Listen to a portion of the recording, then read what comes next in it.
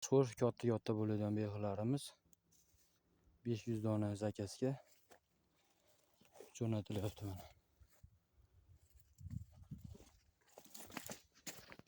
Bitta olmalarimiz bor. 5 xil sortda.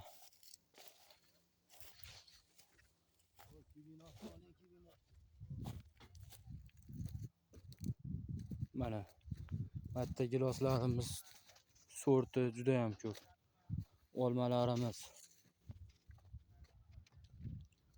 Olmani ham 7 xil, 8 xil navlari bor. O'riklarimiz. Bu slivalarimiz mana har bitta qatori отдельно. Bu shaptoli mana.